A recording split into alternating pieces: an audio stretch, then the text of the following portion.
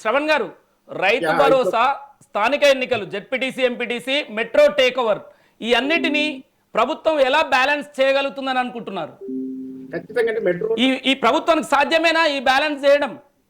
చాలా కష్టం అండి. ఎందుకంటే మెట్రో వాళ్ళు నష్టాల్లో ఉన్నామని చెప్పి వాళ్ళే ఉపయోగపోతుంటే ప్రభుత్వం దగ్గర డబ్బులు లేవని చెప్తున్నప్పుడు మేము నిర్వహిస్తామని ఎలా అంటున్నది ఒక ఆశాస్పదమైన ముఖ్యమైన విషయం. కేవలం ఆ రూట్ల మీద డెవలప్మెంట్, కన్స్ట్రక్షన్, కాంట్రాక్టుల విషయంలోనే నిర్ణయాలు జరుగుతాయా? ప్రయోజనాత్మకంగా ఉంటుందా? ఎందుకంటే ఆర్టీసీ కూడా ఇప్పుడు కూడా చేతులెత్తి దశకు చేరుకుంది.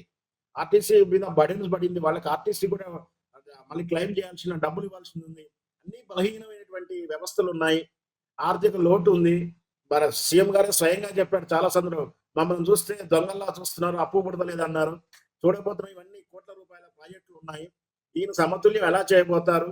మళ్ళీ అల్టిమేట్ ఎవరేం చేసినా రాజకీయ నాయకులే కాబట్టి, రాజకీయ పార్టీ ప్రయోజనాలే చూస్తారు కాబట్టి, రాబోయే స్థానిక సంస్థ ఎన్నికలు అంటే జెడ్పీటీసీ, ఎంపీటీసీ ఎన్నికల దృష్ట్యా ఎలాంటి నిర్ణయం తీసుకుంటాడు?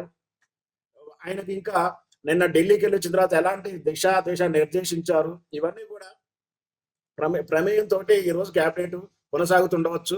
పూర్తి స్థాయిలో క్యాబినెట్ నిర్ణయం ప్రకటిస్తే గానీ మనం ఇంకొంచెం డెప్త్ గా చర్చించవచ్చు. ముఖ్యంగా సమస్య ఏంటంటే కృష్ణా నదీ జలాలు ఈ ప్రాజెక్టు విషయాలు ఇంకా ఉన్నాయి. ఎందుకంటే ఇవి ఇప్పుడు చర్చిస్తేనే 3 ఏళ్ళ అంటే థర్డ్ ఇయర్ లో, ఫోర్త్ ఇయర్ లో కార్యరూపంలోకి వస్తుంది. వచ్చినప్పుడు కేసీఆర్ ప్రాజెక్టుల కన్నా నా ప్రాజెక్టు గొప్పగా ఉన్నాయని చెప్పుకోవడానికి ఆయనకు అవకాశాలు ఉంటాయి.